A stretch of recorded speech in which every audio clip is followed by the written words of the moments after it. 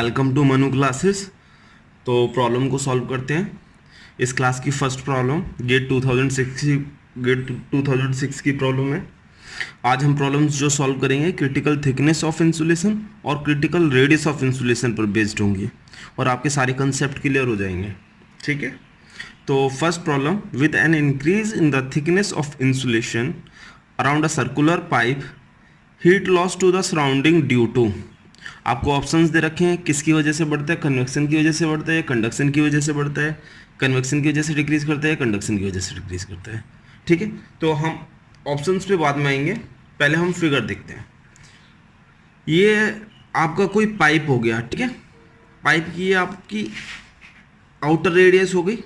Pipe के outer radius को हम किससे दिखा रहे हैं, RI से। ओके, इसके ऊपर इंसुलेशन लगाया, इंसुलेशन को रैप किया। अब इसकी रेडियस R0 हो गई।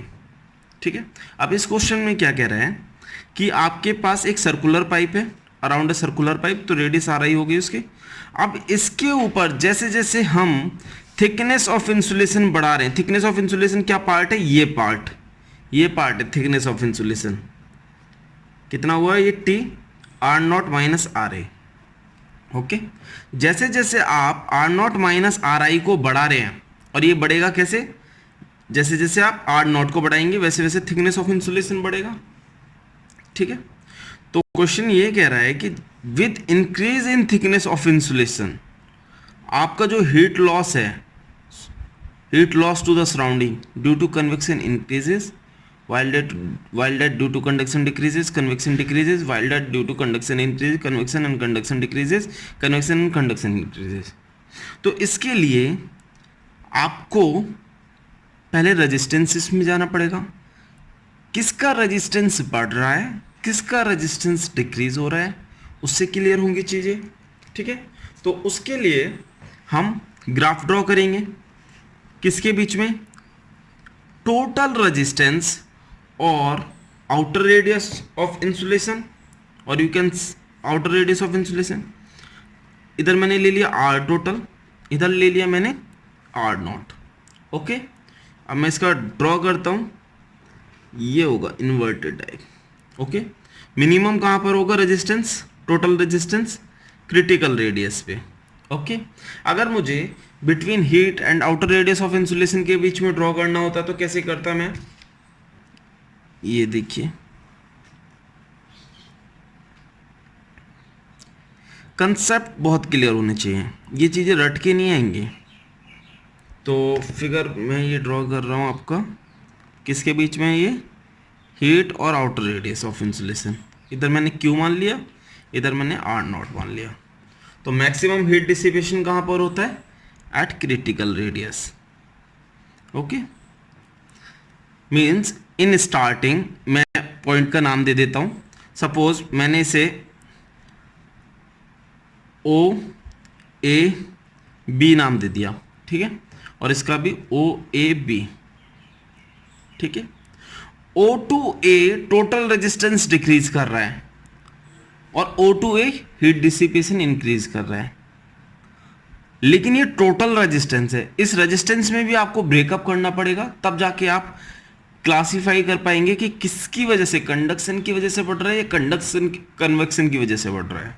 ठीक है, तो क्लासिफाई करने के लिए क्या करते हैं, आपको पता है R टोटल कितना होता है, R टोटल देखिए, R टोटल होगा आपका, इसमें देखिए, ये कंडक्शन रेजिस्टेंस प्लस बाहर एम्बिएंट H है जिसका हीट ट्रांसफर कोफिशिएंट, और एम्बिएंट टेम्परेचर T इन्फिनिटी। तो ये क्या होगा, R conduction plus R convection is equal to, conduction कितना होगा हमारा, ln R0 upon RI upon 2 pi KL। K क्या है, thermal conductivity of insulation, insulating material. ये इक्वल का साइन यहाँ पर नहीं है, ये इक्वल का साइन यहाँ पर है। ओके, प्लस कन्वेक्शन रेजिस्टेंस कितना होगा, 1 upon H outer surface area 2 पाई R0 L। अब माय डियर फ्रेंड्स आप देखिए, इसमें अगर हम आर नॉट को बढ़ाते हैं, आर नॉट को बढ़ा रहे हैं, ठीक है, आर नॉट को बढ़ाया, आर नॉट को, तो ये क्या होगा, टोटल रेजिस्टेंस मेरा डिक्रीज कर जाएगा, सॉरी कन्वेक्शन रेजिस्टेंस डिक्रीज कर जाएगा, राइट। अगर मैं यहाँ पर आर नॉट को बढ़ाऊंगा तो क्या होगा, मेरा कंडक्शन रेजिस्टेंस इंक्रीज कर जाएगा, ठीक है, कंडक्शन रेजिस्टेंस। अब माय डियर फ्रेंड्स देखना, मैंने साइन बहुत छोटा बनाया है ये, और ये साइन बहुत बड़ा बनाया है। इससे क्या होगा, ओवरऑल इफेक्ट जो होगा, ओवरऑल इफेक्ट, ये ओवरऑल इफेक्ट ऑफ रेजिस्टेंस क्या होगा, डिक्रीज। और कहां से कहां तक, 0 to a में ओवरऑल इफेक्ट क्या होगा, रेजिस्टेंस मेरा डिक्रीज करेगा। लेकिन ब्रेकअप करके देखिए तो कन्वेक्शन रेजिस्टेंस मेरा डिक्रीज कर रहा है ड्रास्टिकली, और कंडक्शन रेजिस्टेंस मेरा स्लाइटली इंक्रीज कर रहा है। Overall effect is decrease in resistance, resistance decreases, heat transfer increases. You know that heat transfer rate of heat flow क्या होता है, H is equal to delta T upon thermal resistance, ये H is equal to heat flow rate is equal to temperature difference upon total resistance.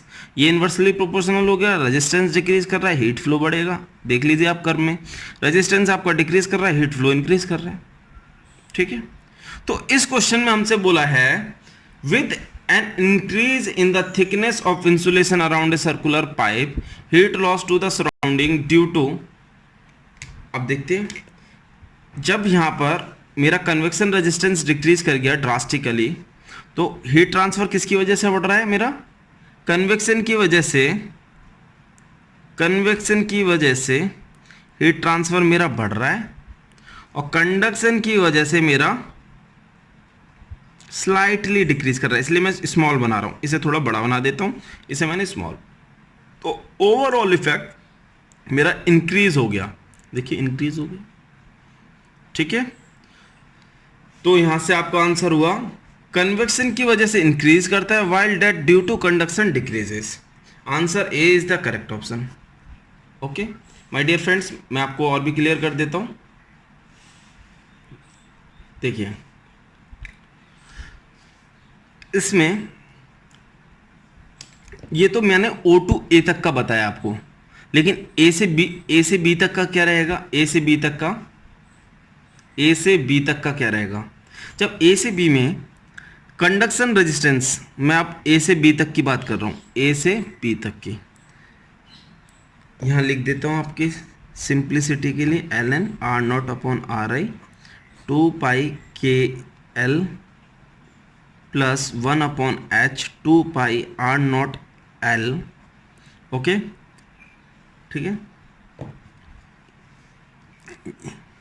यहाँ पे भी मैं लिख दे रहा हूँ, ये भी O2A के लिए था जो मैंने ये हीट का दिखाया है आपको, ठीक है। अब देखिए यहाँ पर R नॉट बढ़ाओगे, R नॉट जब बढ़ेगा, R नॉट जब बढ़ाएंगे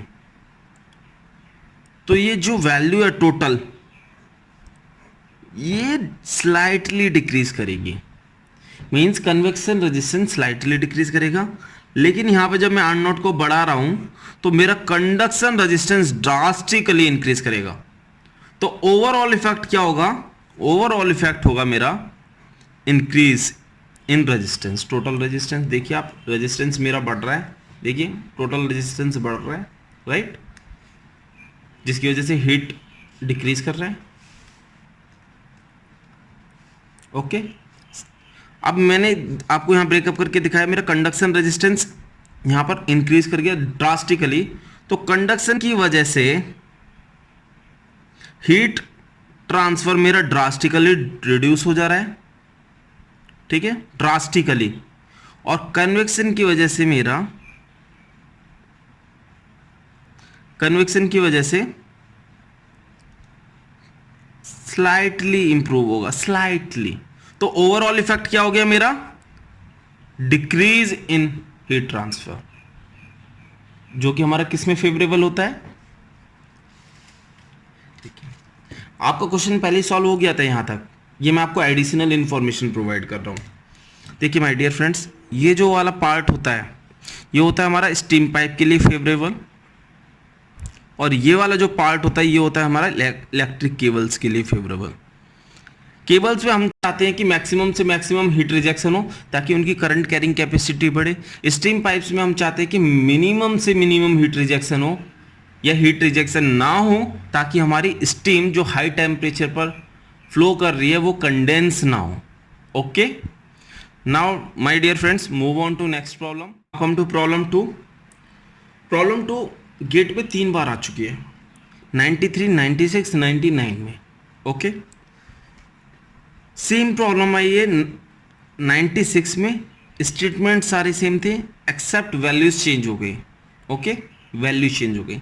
99 में कैसे है, आपको पहले क्वेश्चन को रीड कर लेते हैं। For a current carrying wire of 20 mm dia and insulation K is equal to 0.5 watt per meter Kelvin exposed to air, heat transfer coefficient 20 watt per meter square Kelvin, maximum heat dissipation occurs when thickness of insulation is। My dear friends, यहाँ बात हो रही है maximum heat dissipation हो, इसके लिए हमारी thickness of insulation क्या है।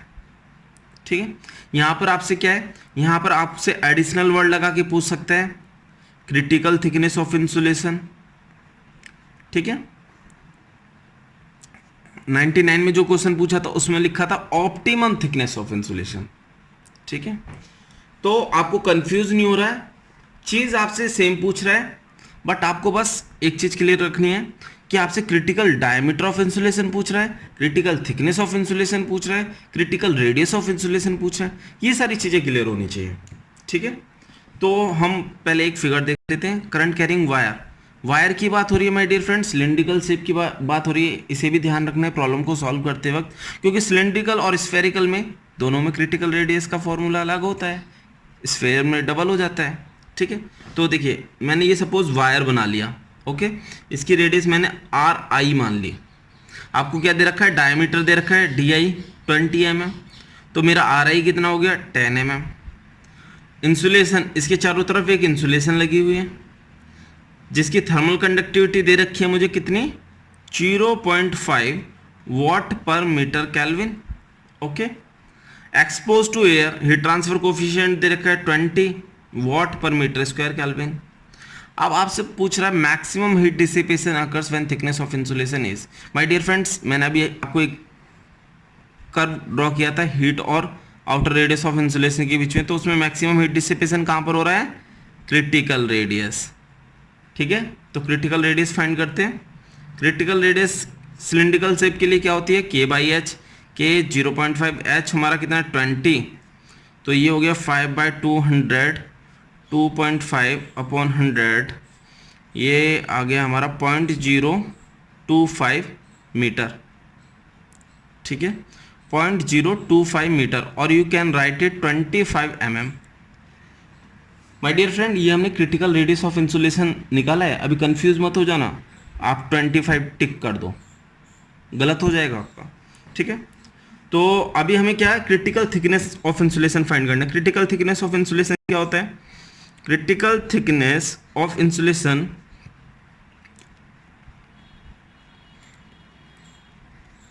RCR माइनस RI होगा। माय डियर फ्रेंड्स, अगर suppose radius of insulation R0 थी तो मेरी थिकनेस ऑफ इंसुलेशन ये होती है T is equal to R0 minus RI होता है, राइट। अगर क्रिटिकल थिकनेस ऑफ इंसुलेशन पूछ ले, TCR कर दे, तो R0 की जगह RCR हो जाएगा। ओके, तो मेरा क्रिटिकल थिकनेस ऑफ इंसुलेशन कितना होगा 25 minus RI here is 10, you will get 15 mm। So D is the correct option. Now move on to next problem. Friends, GATE 2011 की प्रॉब्लम है। प्रॉब्लम क्या है, first we read the problem. A pipe of 25 mm diameter carries steam carry कर रहा है। ठीक है, पाइप दे रखा है, मीन्स सिलिंड्रिकल शेप की बात हो रही है। The heat transfer coefficient between cylinder and surrounding is 5 watt पर metre square kelvin. It is propose to reduce the heat loss from the pipe by adding insulation having a thermal conductivity of 0.05 watt पर metre kelvin. Which one of the following statement is true. तो पहले जो दिया है उसे note कर लेते हैं हम। आपको एक पाइप दे रखा है, मैंने पाइप ड्रॉ कर लिया। ठीक है, इसकी रेडियस मैंने RI मान ली। मैं स्मॉल इसलिए बना रहा हूँ क्योंकि ज़्यादा स्पेस ऑक्यूपाई होगा अगर बड़ा कर देता हूँ तो। ठीक है, आपको आउटर रेडियस, आपको एक 25 mm डायमीटर का पाइप दे रखा है, तो आर आई कितनी हो गई आपकी 12.5 mm हो गई। ठीक है, हीट ट्रांसफर कोफिशिएंट आपको 5 वाट पर मीटर स्क्वायर केल्विन दे रखा है। ये सपोज इंसुलेशन है।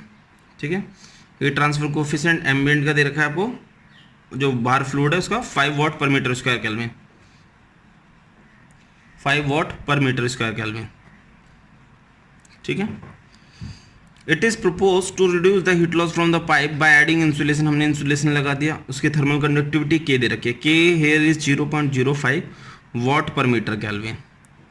अब हमसे पूछा which one of the following statements is true, the outer radius of the pipe is equal to the critical radius.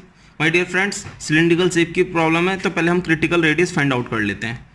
Critical radius कितनी होगी, के by H, thermal conductivity 0.05, H कितना है हमारा 5, राइट। तो ये हो गया 0.01 metre, 0.01 metre which means 10 mm। Metre को मैंने mm में कन्वर्ट कर दिया।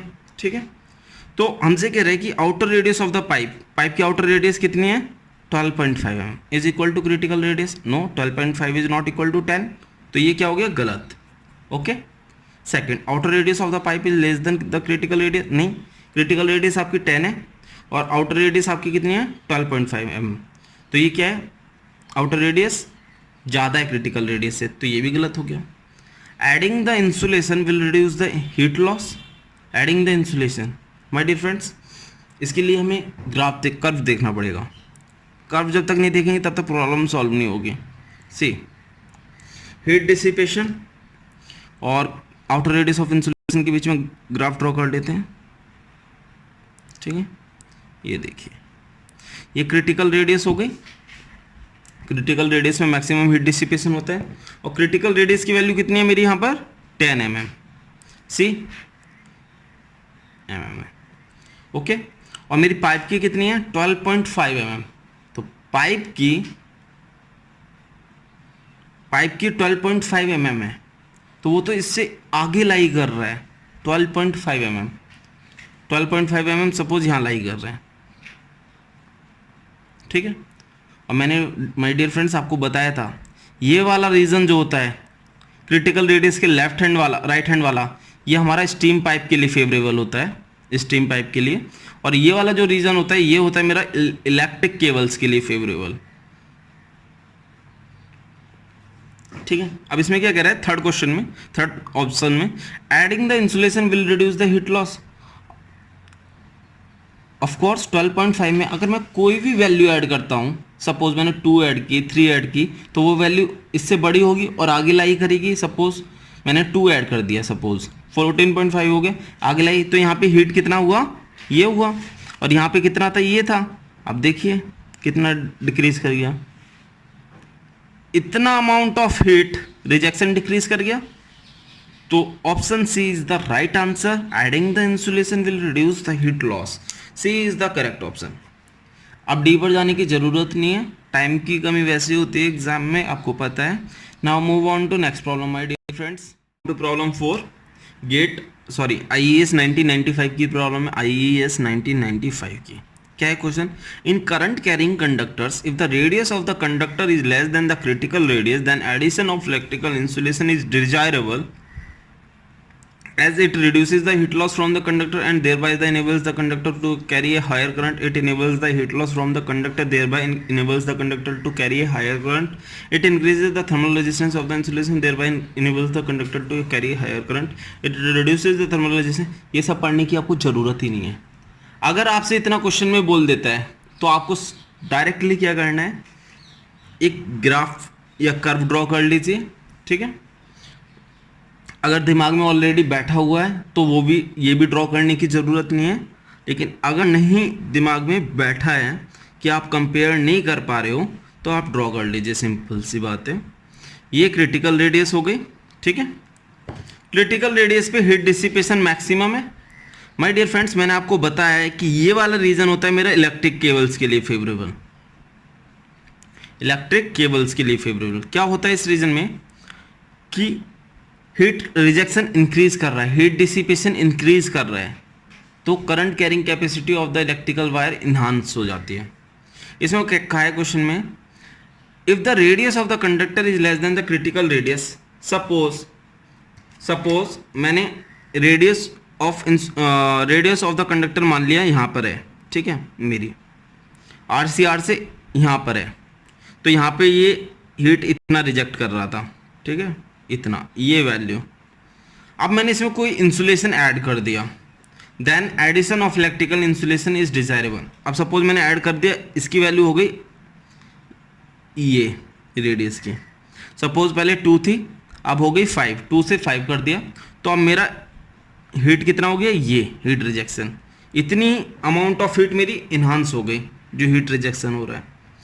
तो क्वेश्चन में कह रहा है the addition of electrical insulation, 2 से 5 किया इलेक्ट्रिकल इंसुलेशन को ऐड करके, ठीक है, 3 mm थिकनेस के इलेक्ट्रिकल इंसुलेशन बढ़ाया, तो क्या होगा, हीट लॉस इंक्रीज किया, increases the heat loss from the conductor and thereby enables the conductor to carry a higher current. Option B is the correct option. Means heat rejection बढ़ेगा, conductor की current capacity बढ़ जाती है, conductor की current carrying capacity enhance हो जाती है।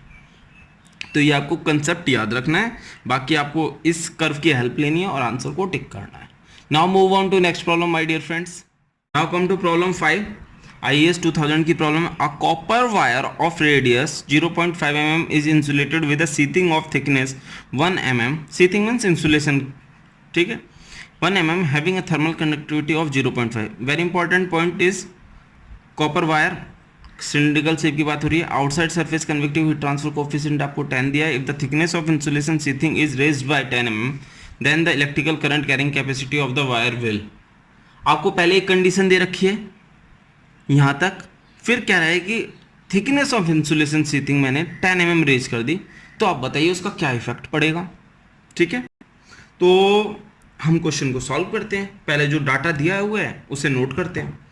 आपको कॉपर वायर दिया है, सिलिंड्रिकल शेप की बात हो रही है, ऑलवेज रिमेंबर कॉपर वायर दिया हुआ है यहाँ पर, तो सिलिंड्रिकल शेप की बात हो रही है। रेडियस दे रखी है वायर की, RI मानते हैं हम 0.5 mm, ड्रॉ कर लीजिए, ये हो गया RI, ठीक है। फिर इसके चारों तरफ एक इंसुलेशन को रैप किया, इसकी आउटर रेडियस R0 हो गई, और R0 माइनस RI क्या होता है, थिकनेस, ये हो गया thickness of insulation, T is equal to R0 minus RI, right. और ये हमें क्या दे रखी है, थिकनेस 1 mm, तो R0 कितना हो गया मेरा, RI प्लस T, ये हो गया 1.5 mm। थर्मल कंडक्टिविटी आपको K दे रखी है, K कितनी दी है आपको, 0.5 वाट पर metre kelvin. Outside surface convective heat transfer coefficient H दे रखा है 10 वाट पर मीटर स्क्वायर केल्विन। मैं यहाँ पर यूनिट्स लिख के प्रॉब्लम को सॉल्व कर रहा हूँ, बट एग्जाम में आपको यूनिट्स केवल पढ़नी है, लिखनी नहीं है, आपको टाइम सेव करना है, ठीक है। तो क्रिटिकल रेडियस देख लेते हैं कितनी हुई है इस केस में। क्रिटिकल रेडियस K/H होता है, तो K कितना है मेरा 0.5, H कितना है 10, ओके। तो ये हो गया मेरा 0.05 मीटर, 0.05 मीटर, और you can say 50 mm। Critical radius कितनी हो गई मेरी, 50 mm। तो मैं ग्राफ ड्रॉ कर लेता हूं माय डियर फ्रेंड्स, प्रॉब्लम को सॉल्व करने में हेल्प करेगा। ये हो गई मेरी क्रिटिकल रेडियस RCR, यहाँ पे हीट डिसिपेशन मेरा मैक्सिमम, ठीक है, 50 mm। अब देख लेते हैं इसमें, पहले मेरी रेडियस ऑफ वायर कितनी थी, 0.5 mm, तो 0.5 mm यहाँ कहीं लाई कर रहा होगा, ठीक है, मीन्स क्रिटिकल रेडियस से कम है। वैसे ग्राफ किसके बीच में, हीट डिसिपेशन और radius, outer radius of insulation, लेकिन आउटर रेडियस ऑफ इंसुलेशन में भी माय डियर फ्रेंड्स R0 को जब आप लोगे तो उसमें कुछ पार्ट RI का आता है ना, इसलिए RI को इस पर शो किया जा सकता है, ठीक है।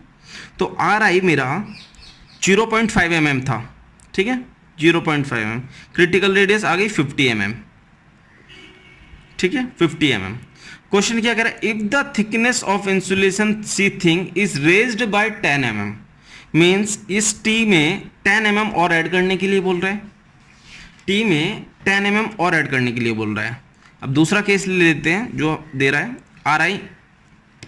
RI हमारा 0.5 mm, अब थिकनेस ऑफ इंसुलेशन कितना कह रहा है, 1 mm में जो हमें पहले दे रखा था उसमें 10 mm और ऐड कर दें, 1 + 10 mm 11 mm।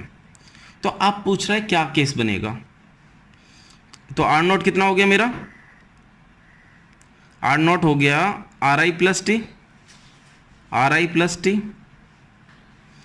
0.5 + 11, right, 11.5 mm my dear friends, 11.5 mm। तो पूछ रहा है कि क्या इफेक्ट पड़ेगा इसका इलेक्ट्रिकल करंट कैरिंग कैपेसिटी पे। माय डियर फ्रेंड 11.5 mm कहाँ लाई करेगा मेरा, 11.5 mm कहाँ लाई करेगा, 11.5 mm